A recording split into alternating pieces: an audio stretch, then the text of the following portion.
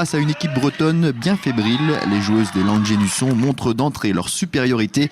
Grâce notamment à Pascaline Mouriou et à Isabelle Baudon en attaque, elles prennent rapidement le large au tableau d'affichage. En seulement 18 minutes, les Vendéennes empochent très facilement le premier set sur un score fleuve 25-8. Les joueuses de Guy Pavas résistent timidement en début de seconde manche, mais les Landaises reprennent facilement le dessus, avec notamment Émilie Toll au filet ou encore Aurélie Auger. Les Landaises remportent la deuxième manche 25-15 dans un match qu'elles contrôlent parfaitement.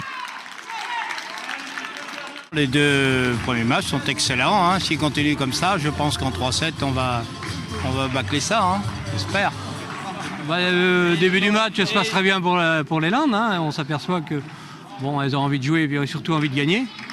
Donc faudrait qu'elles gagnent que 3-0. Hein, il leur faut 3 points aujourd'hui, absolument.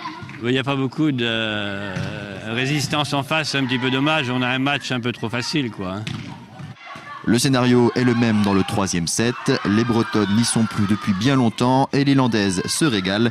Le duo Mouriou-Baudon continue son récital en enchaînant les points. Ophélie Desfontaines se charge d'inscrire le point victorieux. Une troisième manche remportée 25-17 et un match plié en seulement 1 heure. Face à une équipe, il est vrai, bien inférieure, les joueuses de Nicolas Feller ont fait preuve de sérieux et d'application.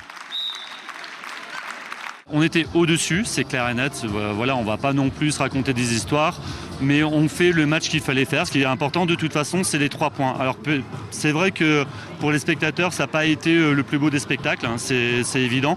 Mais nous, on s'est fait plaisir parce qu'on avait besoin de sa victoire, on avait besoin de ces 3 points. On devait aussi se montrer qu'on était capable d'infliger une sanction face à une équipe qui était plus faible que nous. C'est ce qu'on a su faire aujourd'hui et c'est ce qu'on va essayer de faire d'ici 2 semaines contre Châtelaillon sur notre prochain match.